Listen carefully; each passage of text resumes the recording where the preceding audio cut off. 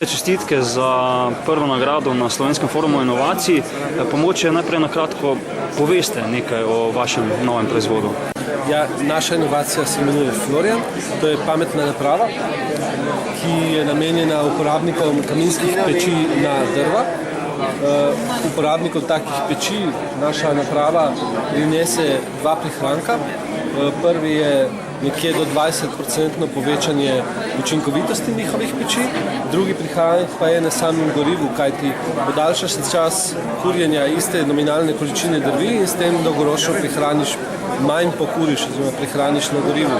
Eco-colored glass pomeni, se pravi, proces obarvanja transparentnega stekla z zdravstveno in ekološko neoporečnimi materijali, ki jih najdemo v naravi. Če se izrazim mogoče konkretno, gre za ferite, oziroma tako imenovane feromagnetne rude, ki smo jih z različno koncentracijo in pa v bistvu z različno granulacijo uspeli spraviti v različne nijanse barv in uporabnostnih oblikov. Naša inovacija se nanaša na sistem za dušenje aerodinamskega in strukturnega hrupa.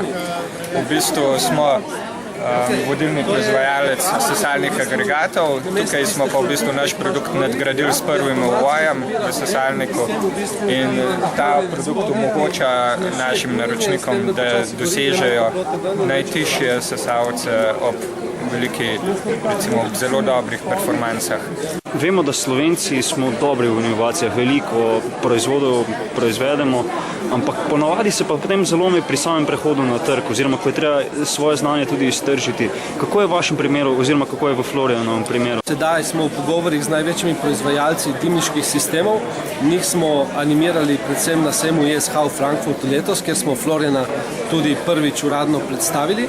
Zanimanje na njihovi strani je izredno veliko, zato tudi že čakamo dokončno CE certifikacijo, ki jo predvidimo končati letos do konca leta in na to v naslednjem letu začeti prvič lokalne certifikacije in pa nekje strateško oblikovanje nekega strateškega partnerstva z našimi bodočimi partnerji.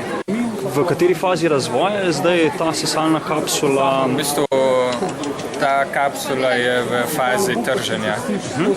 Nekako pričakujemo, da bo za novoletne praznike že prisotna na tržišču Evropske unije. Ljudje najprej, ko slišijo inovacijo, pomislijo na kakšen proizvod, na kakšno stvar, ampak inovacija lahko tudi vse kaj druge, kar konec koncev dokazuje vaše podjetje in vaš sistem prevoza, pa mogoče par besed o njem. Ja, res je, dejansko GoOpti smo si izmislili nekaj, kar v svetu še očitno ne obstaja, vsaj glede na naše znanje.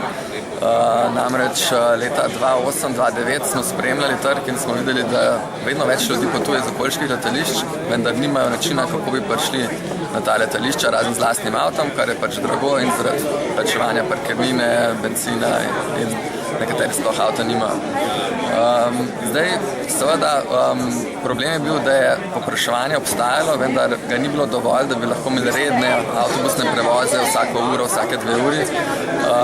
Zato se bo treba zmisliti torej nek nov koncept, kjer pravzaprav združujemo potnike na nek način, ampak da zagotovimo prevoze, vendar na drugi strani še vedno imamo nek dobiček kot prevozniki.